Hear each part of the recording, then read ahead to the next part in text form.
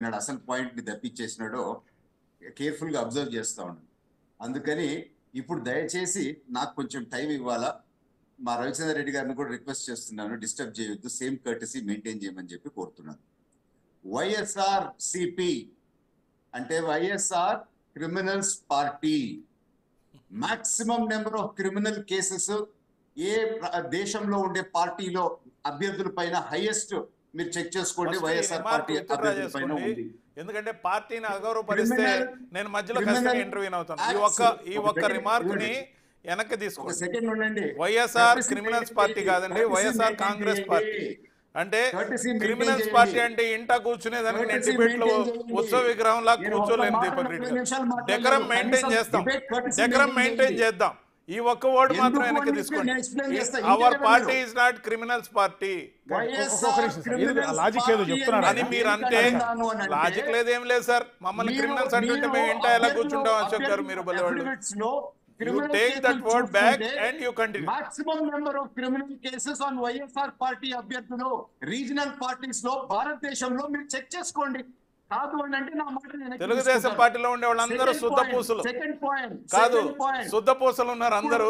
మొత్తం లిస్టు చదువుతా, ఇప్పుడు మొత్తం లిస్టు చదువుతా. కానీ ఈ పోస్ట్ పోల్ వయలెన్స్ చేసే క్రిమినల్ యాక్ట్స్ వైఎస్ఆర్ పార్టీకి సంబంధించిన ఎమ్మెల్యేలే కనుక ఈ రెండు రీజన్స్ వల్లనే నేను ఆ మాట అనాల్సి వచ్చింది.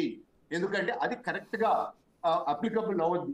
రెడ్డి బ్రదర్స్ కాదు, క్రిమినల్ బ్రదర్స్ అని చెప్పి చెప్పుంటే బాగుండుండేది టైటిల్ అని చెప్పి నేను కోరుతున్నాను. ఎందుకంటే రెడ్లు ఎప్పుడైనా ధైర్యంగా నిలిచి పోరాడేవాళ్ళు.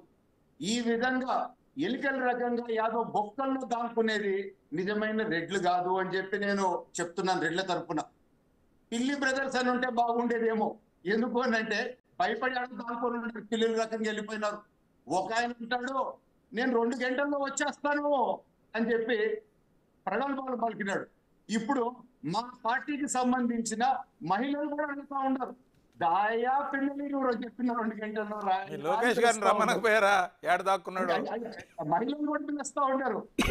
మా స్పోక్స్ పర్సన్ జ్యోత్సన గారు వీడియో కూడా రిలీజ్ చేశారు.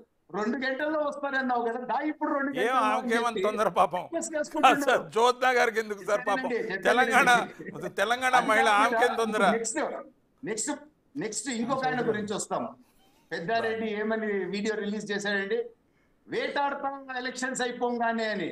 ఇప్పుడు ఆయనని పోలీసులు వేటాడుతా ఉంటే ఎడ దాంకొని ఉన్నాడో తెలియదు.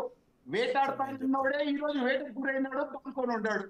ఇది సత్యము, నగ్న సత్యము. మనం ఎక్కువ మాట్లాడకూడదు, మన కెపాసిటీ లేదో తెలుసుకొని మాట్లాడాలని చెప్పి తెలుపుకుంటూ ఒకటి నేను 2 చెప్తాను. మా మాటల మాంత్రికుడు రవిచంద్ర రెడ్డి గారు మా బ్రహ్మానంద రెడ్డి గారిని కన్ఫ్యూజ్ చేసేసాడు. రీపోలింగ్ ఎందుకు అడగలేదు అని అన్నాడు. మీకు తెలుసా రీపోలింగ్ అడగలేదని చెప్పి? బ్రహ్మానంద రెడ్డి గారు ఈ గలాటాల్లో బిజీగా ఉండాడు. ఆయనకు తెలియదు ఏం పేపర్ వర్క్ జరిగిందో. ఇదిగోండి చూపిస్తా.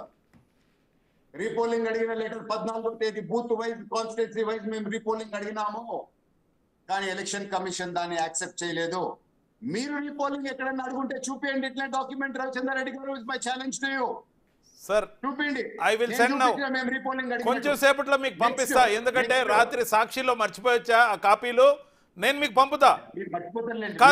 కాదు ఈమెయిల్ కాపీలు అలాగాని పంపించకపోతే, అలాగాని మీకు పంపలేకపోతే నేను ఇంకోసారి టీవీ ముందు కనపడను. దీపక్ రెడ్డి గారు మీకు నా సంగతి తెలుసు, నేను మీకు అవి కానీ పంపకపోయినా, అశోక్ గారికి పంపకపోయినా మరోసారి టీవీ చర్చలోకి రాను. 40 నిమిషాలు ఒక మాట మాట్లాడలేదు నేను. 40 నిమిషాలు ఒక మాట మాట్లాడలేదు. దయచేసి కర్టసీ మెయింటైన్ చేయండి.